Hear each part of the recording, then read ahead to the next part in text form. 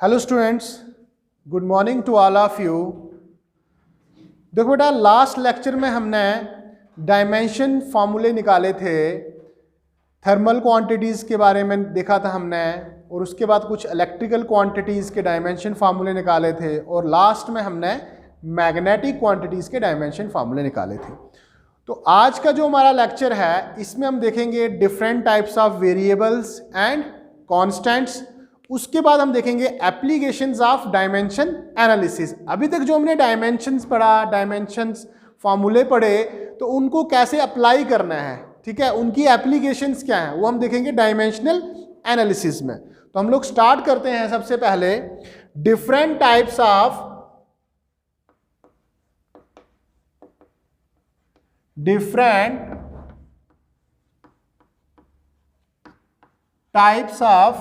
variables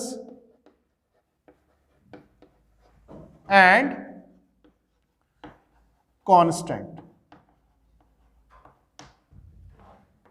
variables और constant को हम लोग यहां पे देखेंगे कितने टाइप्स के होते हैं, मगर on the basis of dimensions. अगर मैं देखूं on the basis of dimensions, तो हमारे पास जो फिजिकल क्वांटिटीज हैं वो हमारे पास, उनको हमने 4 कैटेगरीज में किया हुआ है यहाँ पे। तो यहाँ हम लिख सकते हैं on the basis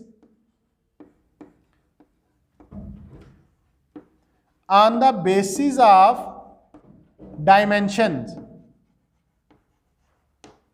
on the basis of dimensions we can classify the physical quantities in 4 categories। 4 categories में हम लोग इनको क्लासीफाई कर सकते हैं। वो कौन कौन सी कैटेगरीज हैं यहाँ पे उनका मैं नाम लिखने वाला हूं। नंबर 1 आपके पास आएगा बच्चे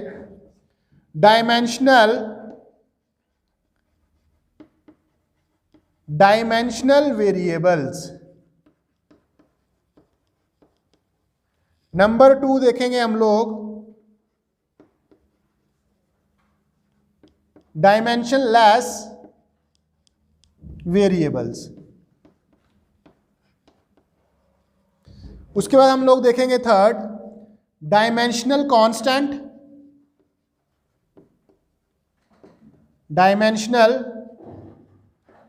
कांस्टेंट, और लास्ट हमारे पास है डायमेंशनलेस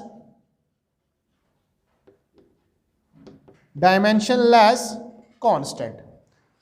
तो physical quantities on the basis of dimensions हम लोग क्लासिफाई करते हैं 4 कैटेगरीज में। वो चारों का हमने यहाँ पे नाम लिख दिया, डायमेंशनल वेरिएबल, डायमेंशनलेस वेरिएबल्स, और डायमेंशनल कांस्टेंट और डायमेंशनलेस कांस्टेंट। तो सबसे पहले हम देखते हैं डायमेंशनल वेरिएबल्स क्या होते हैं। नाम से जैसे हमें पता लग रहा है, डायमेंशनल वेरिएबल्स। देखो, डायमेंशनल वेरिएबल्स वो फिजिकल क्वांटिटीज होंगी जिनका डायमेंशंस होंगे और वो क्या होंगे, वेरिएबल, मतलब उनकी वैल्यू क्या करेगी, वेरी करेगी। बोले तो the physical quantities which have dimensions but have variable values, वो quantities which have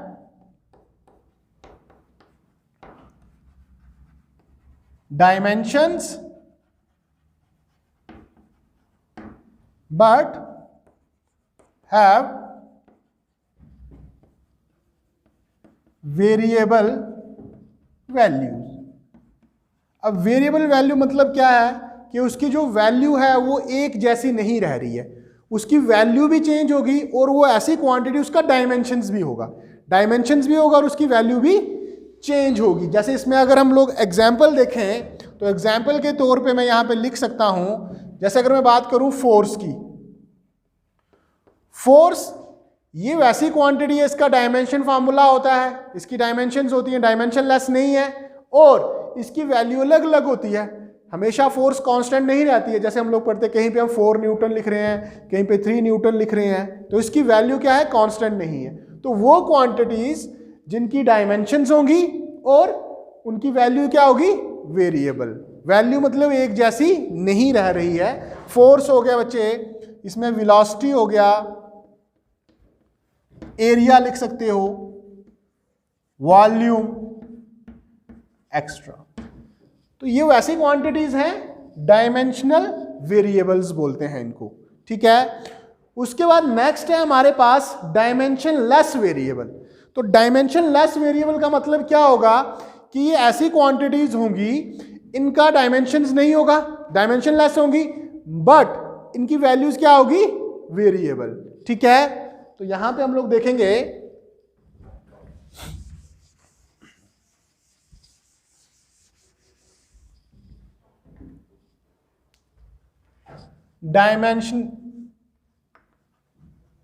dimension less variables. नाम से ही पता लग रहा है कि these are those physical quantities which have no dimensions but have variable value। तो बच्चे यहां पे इनकी डायमेंशंस नहीं होगी और वेरिएबल वैल्यू होगी। तो यहां पे एग्जाम्पल के तौर पे हम लोग लिख सकते हैं ऐसी क्वांटिटी जिनका डायमेंशन लेस है, जैसे हमारे पास यहां मैंने आपको ऑलरेडी बताया स्ट्रेन। स्ट्रेन आपके पास क्या होता है, स्ट्रेन होता है change in dimension divided by original length. ऊपर भी लेंथ होगी, नीचे भी लेंथ होगी, तो ऊपर भी मीटर, नीचे भी मीटर, मीटर मीटर कट जाएगा, तो ये डायमेंशन लेस है। और मगर ये स्ट्रेन कांस्टेंट नहीं रहती है, इसकी अलग अलग वैल्यू रहेगी। इसके अलावा जैसे अगर मैं बात करता हूं refractive index,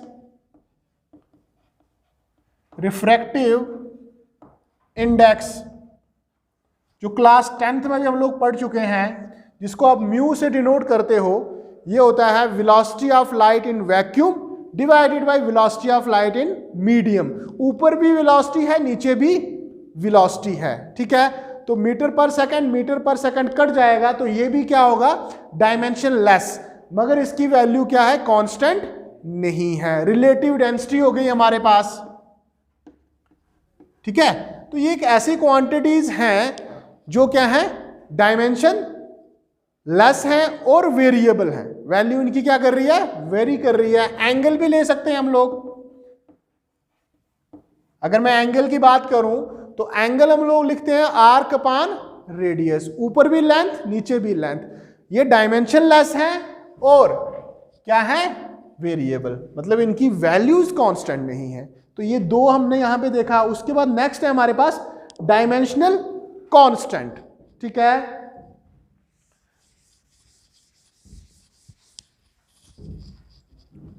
dimensional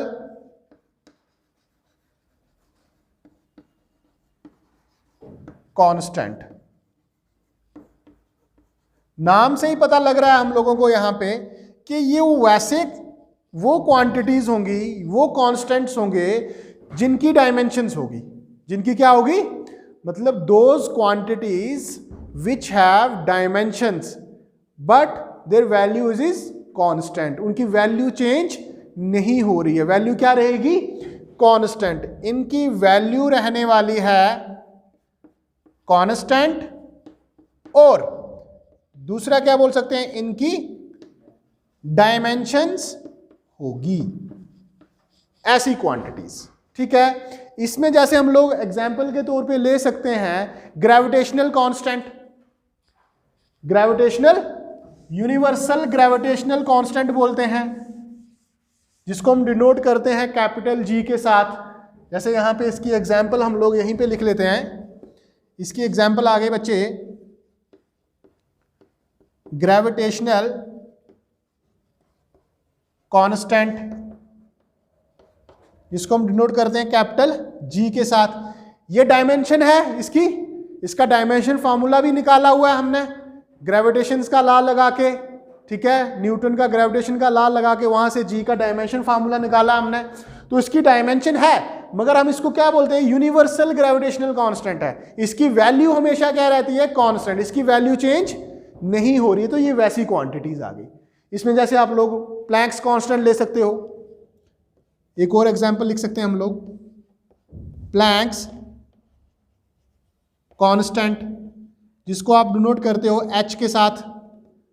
planks constant का आप लोगों ने ऑलरेडी इसका डायमेंशन फार्मूला निकाला है, E is equal to H nu करके, energy equal to Planck's constant और साथ में फ्रीक्वेंसी। वहां से प्लैंक्स कांस्टेंट का डायमेंशन फार्मूला हम लोग निकालते हैं, तो इसका डायमेंशंस हैं मगर इसकी वैल्यू क्या है, कांस्टेंट। तो यहाँ पे हमने इसमें एग्जांपल के तौर पे देखा ग्रेविटेशनल कांस्टेंट, प्लैंक्स कांस्टेंट, ठीक है। तो ये ऐसी क्वांटिटीज हैं बच्चों जो डायमेंशंस होंगी इनकी, मगर इनकी वैल्यूज क्या रहेंगी, कांस्टेंट। तो लास्ट हमारे पास जो है वो है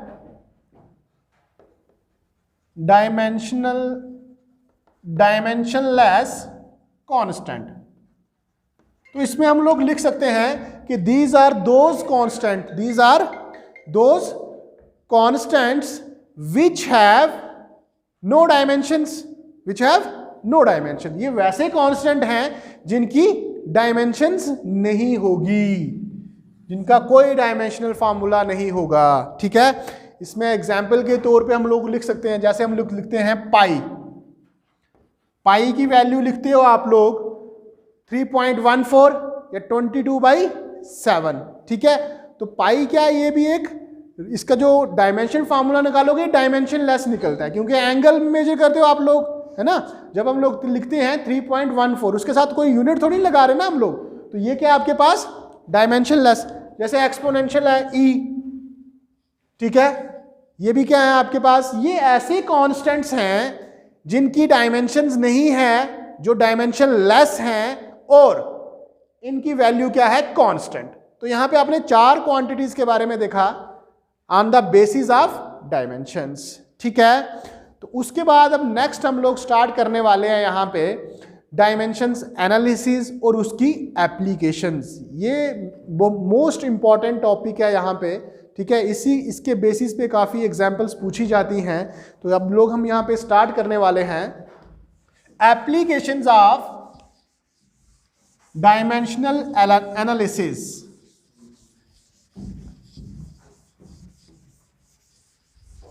applications of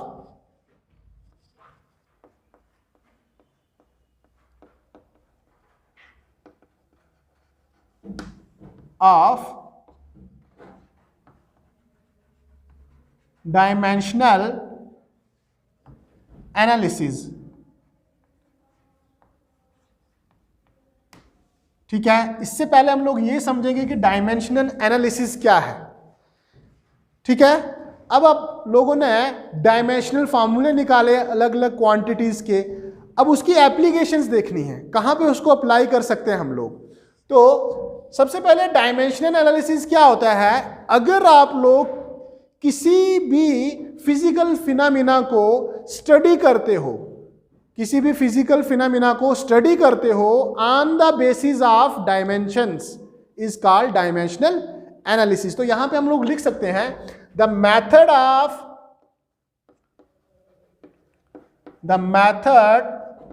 of studying a physical phenomena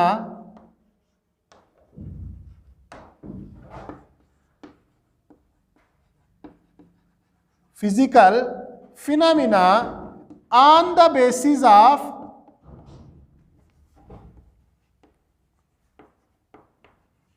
dimension,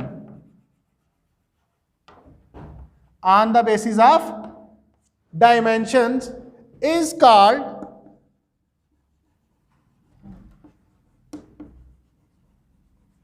dimensional analysis।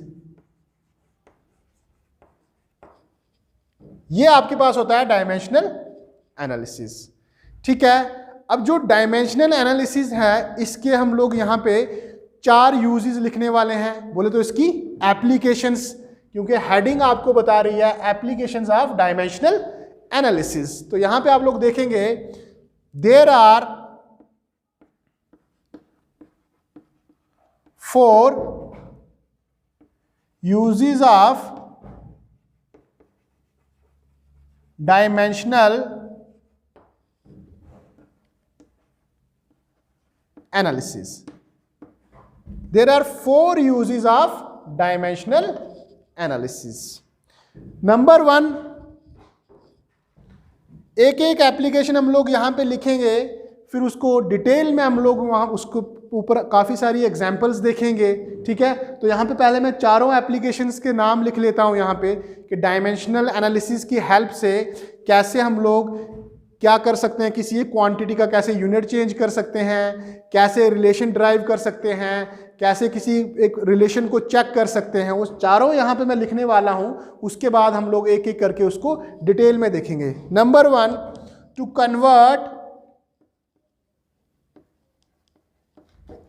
convert a physical quantity from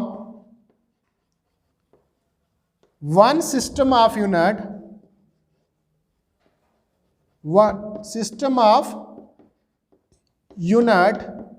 into another,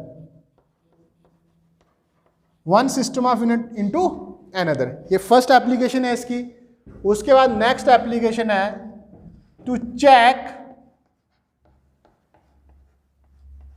check the correctness of a physical relation। Physical relation आपका क्या होता है? फॉर्मूला। अभी मैंने आपको ऑलरेडी बता चुका हूं, तो हमने इससे चेक करना है क्या ये फिजिकल रिलेशन ठीक है या नहीं है। ये हेल्प करेगा हमें डायमेंशन एनालिसिस। इसके बाद थर्ड है हमारे पास to derive a physical relationship, a physical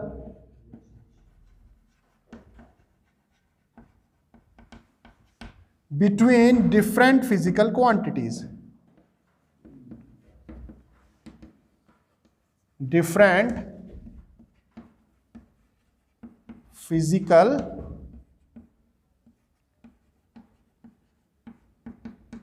quantities। कैसे हम लोग एक रिलेशन को ड्राइव करेंगे डायमेंशनल एनालिसिस को यूज करके डिफरेंट फिजिकल क्वांटिटीज में। उसके बाद लास्ट है finding the dimension of a physical constant। Last वाली एप्लीकेशन है कैसे हम लोग डायमेंशन एनालिसिस को यूज करके डायमेंशंस निकालेंगे एक फिजिकल कांस्टेंट की। ठीक है, तो ये चारों एप्लीकेशंस हमने यहाँ पे लिखी। अब सबसे पहले एप्लीकेशंस को हम लोग यहाँ पे देखने वाले हैं कि कैसे हम लोग एक फिजिकल क्वांटिटी को कन्वर्ट कर सकते हैं एक सिस्टम ऑफ यूनिट से दूसरे सिस्टम ऑफ यूनिट पे। तो एक एक करके इन चारों को हम लोग यहाँ पे देखेंगे।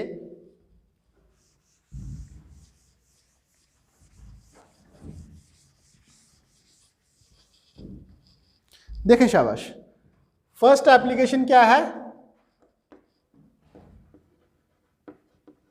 Conversion of units. आपको यूनिट्स कन्वर्ट करने हैं। एक क्वांटिटी दी होगी आपको, किसी सिस्टम ऑफ यूनिट में दी होगी, बोलेगा कि दूसरे सिस्टम ऑफ यूनिट में इसकी वैल्यू बताओ कितनी होगी। ठीक है, तो यहां ध्यान देना है आपने कि स्टार्टिंग में हम लोगों ने ये चीज़ देखी थी कि अगर हम किसी भी फिजिकल क्वांटिटी को रिप्रेजेंट करते हैं, कोई एक फिजिकल क्वांटिटी को हम किस तरह से रिप्रेजेंट करते हैं, उसकी न्यूमेरिकल वैल्यू लिखती हैं और साथ में यूनिट लिखते हैं। तो यहां मैं लिख सकता हूं कि amount of a physical quantity can be expressed as. किस तरह से एक्सप्रेस करते हैं हम लोग उसको? यहां अगर आपके पास कोई फिजिकल क्वांटिटी ले लेते हैं, यहां लिखते हैं हम न्यूमेरिकल वैल्यू और साथ में यूनिट, और इस पूरे को हम लोग क्या बोलते हैं? मैग्नीट्यूड। ये n आपका न्यूमेरिकल वैल्यू है और u क्या है, यूनिट। और मैंने आपको क्या बताया, कोई भी सिस्टम ले लो, फिजिकल क्वांटिटी क्या रहती है, कांस्टेंट। फिजिकल क्वांटिटी थोड़ी चेंज होने वाली है अगर आप उसको डिफरेंट सिस्टम में अगर आप लोग बताते हो। जैसे ही आपको बोर्ड दिख रहा है, मान लो इस बोर्ड की अगर मैं लेंथ लिखता हूं 2 मीटर, यहां पे लेंथ आपके पास फिजिकल क्वांटिटी है, 2 क्या बताया आपने, न्यूमेरिकल वैल्यू, और मीटर क्या लिया हुआ आपने, यूनिट। तो अगर एक स्टूडेंट इसको बोलता है 2 मीटर, तो दूसरा स्टूडेंट इसको बोल सकता है 200 सेंटीमीटर, तीसरा स्टूडेंट इसको बोलता है 2000 मिलीमीटर, इस तरह से बोल सकता है। तो बच्चे जो ये आपके पास लेंथ है, फिजिकल क्वांटिटी, ये तो कांस्टेंट रही। आपने यहां पे क्या चेंज किया, आपने सिस्टम चेंज किए, जो मेजरमेंट के आपके पास सिस्टम थे यूनिट्स के, वो चेंज किए। अगर आप लोग यहां पे सिस्टम चेंज करोगे तो न्यूमेरिकल वैल्यू ऑटोमेटिकली चेंज होगी, क्योंकि ये जो पूरा है NU ये हमेशा किसके बराबर होगा, कांस्टेंट, क्योंकि फिजिकल क्वांटिटी तो चेंज होने वाली नहीं है। तो इसको मैं ऐसे लिख सकता हूं, physical quantity N1U1 equal to N2U2 equal to N3U3 equal to dash dash constant, क्योंकि फिजिकल क्वांटिटी हमारे पास कांस्टेंट रहने वाली है, फिजिकल क्वांटिटी चेंज नहीं होगी। तो अगर आप एक सिस्टम से दूसरे सिस्टम में जाओगे तो न्यूमेरिकल वैल्यू उसकी चेंज होने वाली है। यहां पे देखेंगे हम लोग, तो ये अगर आपके पास N1 है, किसी एक सिस्टम में न्यूमेरिकल वैल्यू है, U1 हम लोग लिख सकते हैं, मान लो ये है यूनिट्स इन सिस्टम 1, कोई सिस्टम 1 लिया है, उसमें ये यूनिट है U1, और U2 क्या होगा, यूनिट्स इन सिस्टम 2, कोई दूसरा सिस्टम लिया है उसमें ये U2 बता रहा है, और U3 क्या होगा, यूनिट्स इन सिस्टम 3। यहां पे आप एक फिजिकल क्वांटिटी को इस तरह से एक्सप्रेस कर सकते हो, न्यूमेरिकल वैल्यू और यूनिट, क्योंकि ये पूरा जो आपके पास है ये कांस्टेंट रहने वाला है। अगर ये कांस्टेंट रहेगा, इसमें से अगर आप U चेंज करोगे तो N ऑटोमेटिकली चेंज होगा। तो यहां पे इसको हम एक एग्जांपल से समझेंगे यहां पे कि कैसे हम लोग एक फिजिकल क्वांटिटी को कन्वर्ट करते हैं एक सिस्टम ऑफ यूनिट से दूसरे सिस्टम ऑफ यूनिट पे। तो स्टेप बाय स्टेप करके हम लोग यहां पे देखने वाले हैं इसको।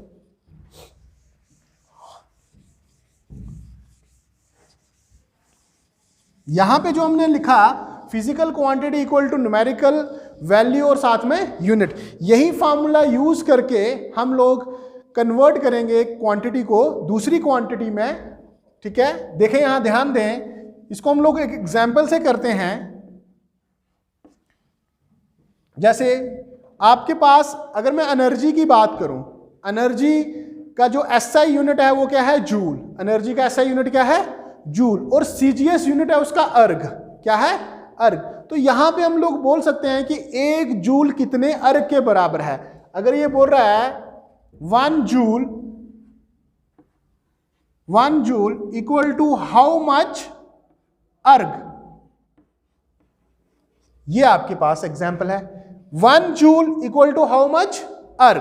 तो बच्चे देखो, जूल क्या है, SI यूनिट है, एक सिस्टम इसने यूज किया है, अर्ग क्या है, दूसरा सिस्टम ऑफ यूनिट है। यहां पे आपको इसने न्यूमेरिकल वैल्यू दी, इसको मैं लिख सकता हूं N1U1 is equal to N2U2।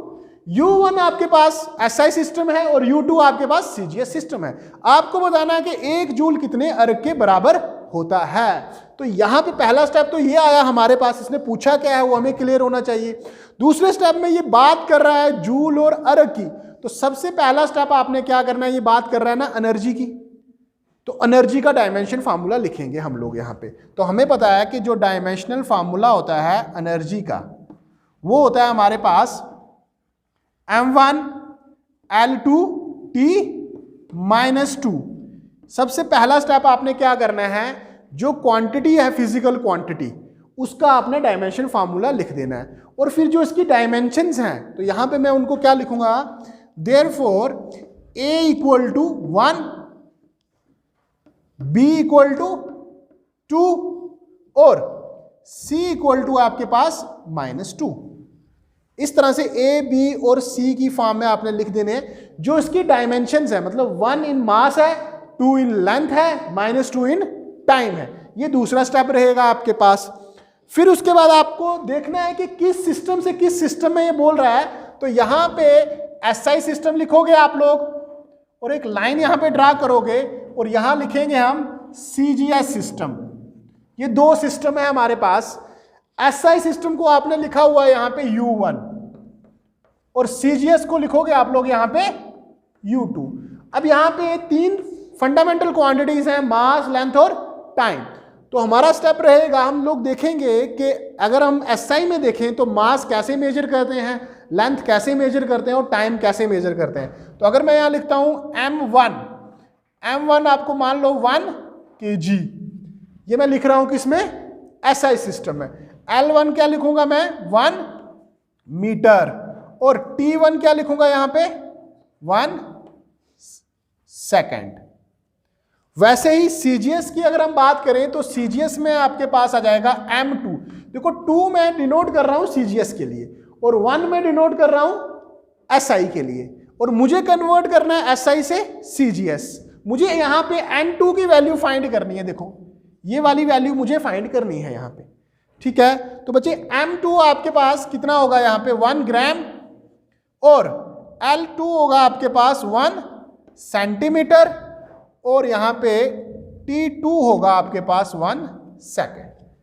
यहां तक ये आपने पहला स्टेप आपने डायमेंशन फार्मूला, दूसरे में आपने ये इनकी जो डायमेंशंस हैं वो लिख देनी है, तीसरे स्टेप में आपने यहां पे ये करना है। फिर जो आपने फार्मूला लिखा कि कोई भी फिजिकल क्वांटिटी होती है उसको रिप्रेजेंट करते हैं न्यूमेरिकल वैल्यू और यूनिट, और फिजिकल क्वांटिटी क्या रहती है, कांस्टेंट। मतलब जो आपका NU होगा वो क्या होगा, कांस्टेंट। तो यहां पे मैं लिख सकता हूं N1 U1 is equal to N2 U2 equal to constant है, ठीक है। तो यहां पे N1 मेरे पास गिवन है, U1 मेरे पास गिवन है, जूल की बात कर रहा है।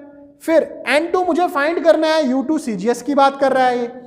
यहां पे इसको रीअरेंज अगर मैं करूं यहां पे, तो मेरे पास क्या आ जाएगा, N2 is equal to N1 U1 by U2। इस तरह से हमने इसको क्या किया, रीअरेंज किया, N2 को यहां ले आए और यहां पे हमने ये लिख लिया। अब हमारे पास क्या क्या गिवन है वो हमने यहां लिखना है। N2 हमें फाइंड करना है, N1 कितना है, 1 जूल, 1 जूल है, 1 के बराबर है N1, न्यूमेरिकल वैल्यू इसकी 1। अब U1 में क्या क्या है आपके पास, M1, L1 और T1। तो सबसे पहले मैं U1 में लिखूंगा यहां पे M1, U2 क्या होगा उसके कॉरस्पॉन्डिंग M2, इसको इस तरह से लिख देंगे हम लोग। फिर उसके बाद लिखूंगा यहां पे L1, L2, इसकी पावर लिखेंगे हम लोग A, इसकी पावर लिखेंगे B। फिर यहां पे लिखेंगे हम T1 डिवाइडेड बाय T2, इसकी पावर लिखेंगे हम लोग यहां पे C, ठीक है। अब यहां पे आपने देखना है M1 किसमें है, kg में, तो यहां पे वैल्यूज लिखो सबकी। तो N2 आपके पास आ जाएगा, ये आ गया 1, M1 है आपके पास 1 kg डिवाइडेड बाय 1 ग्राम। इसकी A की वैल्यू कितनी है आपके पास, 1। A की वैल्यू क्या है, 1, क्योंकि मास में जो एनर्जी की डायमेंशंस है वो है 1 आपके पास। और यहां पे L1 कितना है आपके पास, 1 मीटर, और ये है 1 सेंटीमीटर। इसकी पावर आपके पास आ गई, B की पावर है आपके पास 2।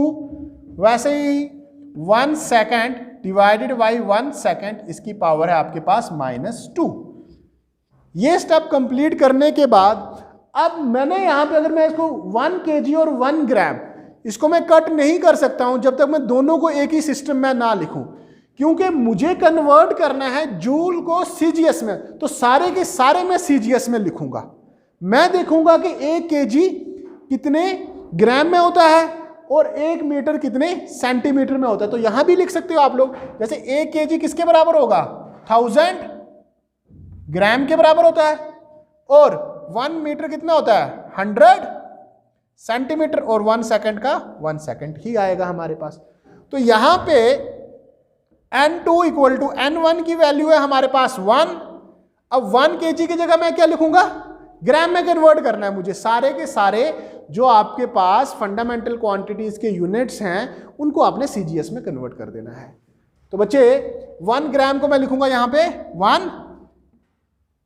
1000 gram divided by 1 gram raise to power 1। फिर 1 मीटर को मैं लिखूंगा 100 सेंटीमीटर डिवाइडेड बाय 1 सेंटीमीटर। इसकी पावर हो गई 2। टाइम आपके पास 1 सेकेंड रेज टू पावर -2। अब यहां पे क्या है, ग्राम और ग्राम है तो आप इसको कट कर सकते हो। सेंटीमीटर और सेंटीमीटर आप इसको कट कर सकते हो। पहले नहीं कर सकते थे, ऊपर दूसरा सिस्टम था, नीचे दूसरा सिस्टम था। आपको देखना है उसने पूछा किस में करने को है। तो यहां से देखो ये तो कट गया, ग्राम ग्राम सेंटीमीटर सेकंड कट गया आपके पास। यहां 1000 है तो मैं इसको लिख सकता हूं N2 equal to 1000 multiplied by 100 की पावर कितनी है यहां पे 2। तो इसका मतलब क्या हो जाएगा, ये 10,000 के बराबर, या 10 की पावर 4 लिख सकते हो आप सीधा। यहां पे अगर मैं 100 को लिख सकता हूं 10 की पावर 2, ठीक है। तो 100 की पावर कितनी हो जाएगी, अगर 2 करोगे तो 10 की पावर हो जाएगी 4 के बराबर, और उसको कोई फर्क नहीं पड़ेगा 1।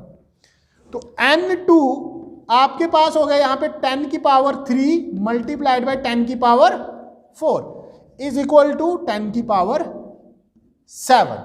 Basis same, powers added. तो यहां पे आपने ये देखा कि N2 की वैल्यू कितनी आ रही है। इसका मतलब क्या है कि जो 1 जूल है वो 10 रेज टू पावर 7 अर्ग के बराबर होता है। बोले तो 1 joule is equal to 10 raise to power 7 erg. अर्ग सीजीएस है, जूल एसआई है। तो हमें ये क्लियर हो गया यहां से 1 joule equal to 10 raise to power 7 erg के बराबर। तो इस मेथड से हम लोग कन्वर्ट कर सकते हैं एक क्वांटिटी को किसी एक सिस्टम से दूसरे सिस्टम ऑफ यूनिट में। इसके बाद एक और नेक्स्ट एग्जांपल हम लोग लेंगे, एक और इसी तरह की एग्जांपल लेंगे, वहां पे कन्वर्ट करके देखेंगे, ठीक है।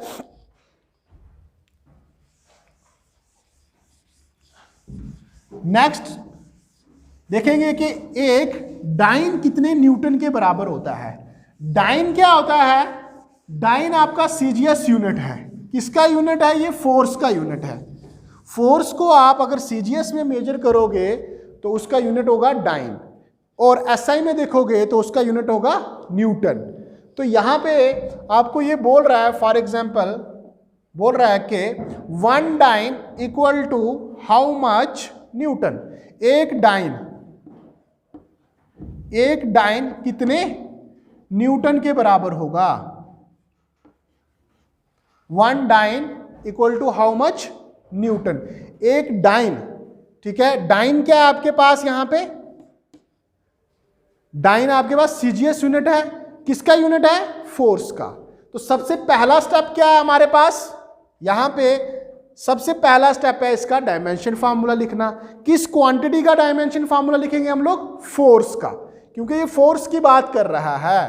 तो बच्चे यहां पे अगर सबसे पहला स्टेप आपका आएगा डायमेंशनल फार्मूला ऑफ फोर्स, तो डायमेंशनल फार्मूला ऑफ फोर्स आपके पास आ रहा है M1 L1 और T-2। ये आपके पास आ गया dimensional formula of force. Force का डायमेंशन फार्मूला के बाद आप लोग लिखोगे therefore A equal to 1, B equal to 1 और C equal to -2 and C equal to -2 के बराबर आ गया जी आपके पास, ठीक है। नेक्स्ट स्टेप कंप्लीट हो गया हमारे पास, ठीक है। उसके बाद हमने फिर एक लाइन ड्रा करनी है, एसआई सिस्टम में लिखना है और सीजीएस में लिखना है। तो यहां पे एक लाइन ड्रा करेंगे आप लोग। यहां किस में से किस में पूछ रहा है, पहले ये सीजीएस है, ये क्या है, और ये एसआई है आपके पास। तो यहां पे मैं लिखूंगा सीजीएस को U1 से डिनोट करूंगा और एसआई को U2 से डिनोट करूंगा। हमें यहां पे N2 की वैल्यू फाइंड करनी है, ठीक है। तो यहां पे सीजीएस में अगर मैं बात करूं तो मैं लिखूंगा यहां पे M1 L1 और T1। मास होता है 1 ग्राम 1 सेंटीमीटर 1 सेकेंड। वैसे ही यहां पे आपके पास M2 होगा 1 kg और L2 होगा आपके पास 1 मीटर और T2 होगा आपके पास 1 सेकेंड। नेक्स्ट स्टेप कंप्लीट हो गया आपके पास। तो उसके बाद आपको पता है कि जो फिजिकल क्वांटिटी को आप लोग कैसे एक्सप्रेस करते हो, न्यूमेरिकल वैल्यू और साथ में यूनिट। और फिजिकल क्वांटिटी हमेशा कांस्टेंट रहेगी चाहे जिस सिस्टम ऑफ यूनिट में। बताओ, एक यूनिट को अगर आप चेंज कर रहे हो तो इसका मतलब क्या है, उसकी न्यूमेरिकल वैल्यू चेंज होने वाली है। तो यहां पे मैं लिख सकता हूं N1 U1 is equal to N2 U2। ये आ गया हमारे पास। यहां पे मुझे फाइंड करना है N2। क्या फाइंड करना है? N2 की वैल्यू फाइंड करनी है। तो मैं यहां लिख सकता हूं N2 is equal to N1 U1 divided by U2। ये स्टेप कंप्लीट हो गया। उसके बाद देखो U1 में जो टर्म्स है वो लिखेंगे, क्योंकि यहाँ पे 3 ही फंडामेंटल क्वांटिटीज यूज आ रही हैं हमारे पास। तो बच्चे हम लोग यहाँ पे लिखने वाले हैं N2 is equal to N1 कितना दिया हुआ हमें 1। N1 की वैल्यू है हमारे पास 1। अब U1 आपके पास यहां पे ये क्या है U1 है, ठीक है। U1 CGS में है और U2 SI है आपके पास। तो U1 आप लोग यहां लिखोगे 1 ग्राम, या ऐसे पहले लिख लेते हैं M1 डिवाइडेड बाई M2, इसकी पावर लिखेंगे आप लोग A, फिर L1 डिवाइडेड बाई L2, इसकी पावर लिखेंगे आप लोग B, फिर T1 डिवाइडेड बाई T2, इसकी पावर लिखेंगे आप लोग C।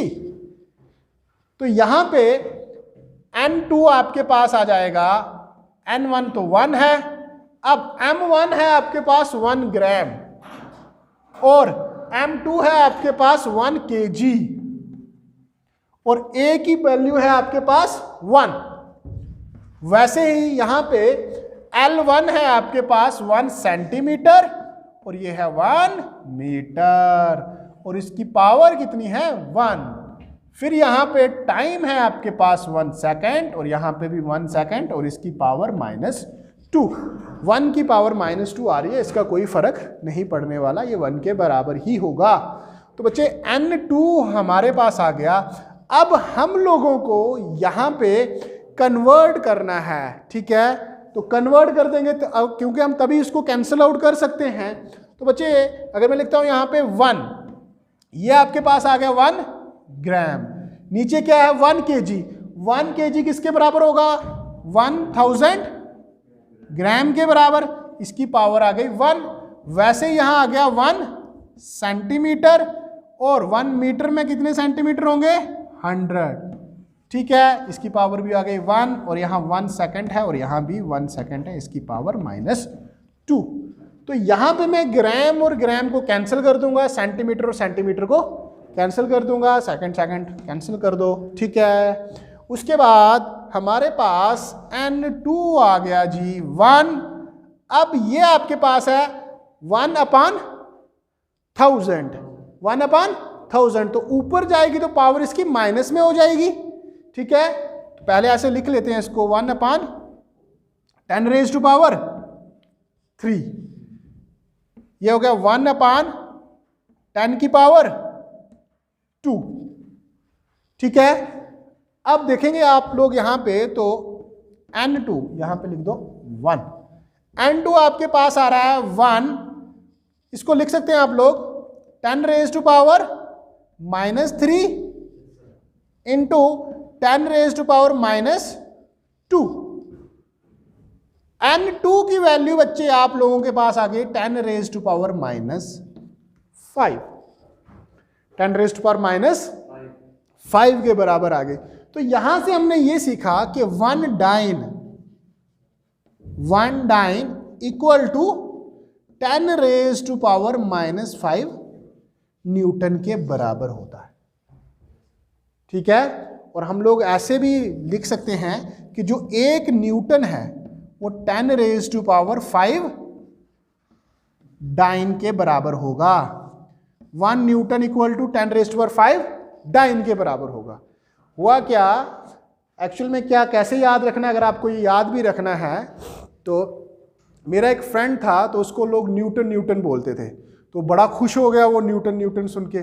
5 दिन उसको किसी ने न्यूटन न्यूटन बोलते रहा तो बड़ा खुश हो गया। तो किसी ने बाद में उसको बताया कि तुझे पता है 1 न्यूटन किसके बराबर होता है? बोला 1 न्यूटन 10⁵ डाइन के बराबर होता है। ठीक है, तो इस तरह से आपको ये याद रखना है कि 1 न्यूटन 10⁵ डाइन के बराबर होता है। ठीक है, थैंक यू वेरी मच।